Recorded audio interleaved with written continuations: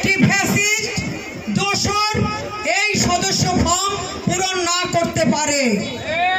সেজন্য সবাই আপনারা সাবধান থাকবেন এবং তাদেরকে ধরিয়ে দেওয়ার চেষ্টা করবেন। আমরা চাই এই খুনি হাসিনার বিচার হোক, এই বাংলাদেশের মাটিতে তাকে এনে যেন বিচার করা হয়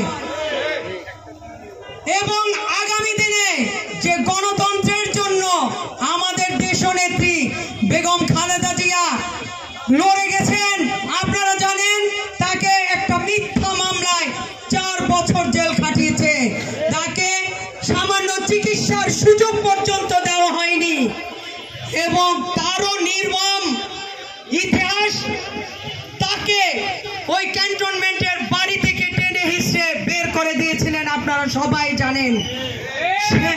সেদিন আমরা আমাদের দেশমাতার চোখের অশ্রু সজল চোখ দেখেছি এবং সেদিনই আমরা কসম খেয়েছি যে আমার মায়ের সেই চোখের পানির হিসাব এই আওয়ামী ফ্যাসিস্টকে দিতে হবে।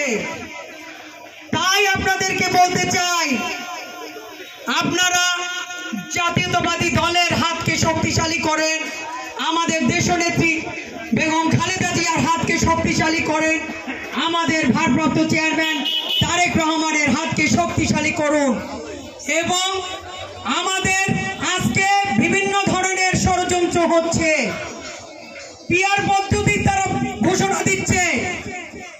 আমরা একটি গণতন্ত্রের জন্য, একটি নির্বাচনের জন্য এ যাবৎকাল কিন্তু লড়াই করেছি, কি ঠিক কিনা?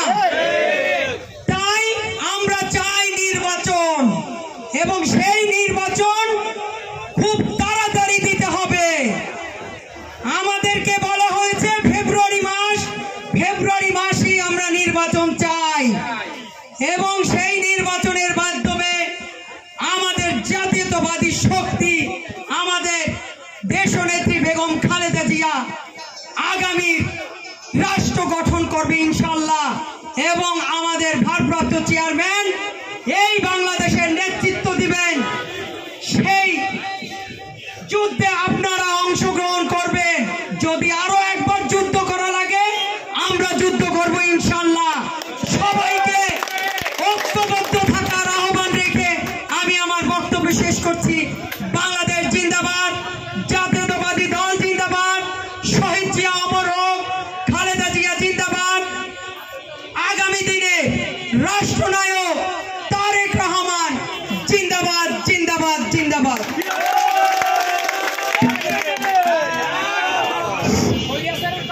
আমাদের প্রধান বক্তার বক্তব্য শেষ হয়েছে।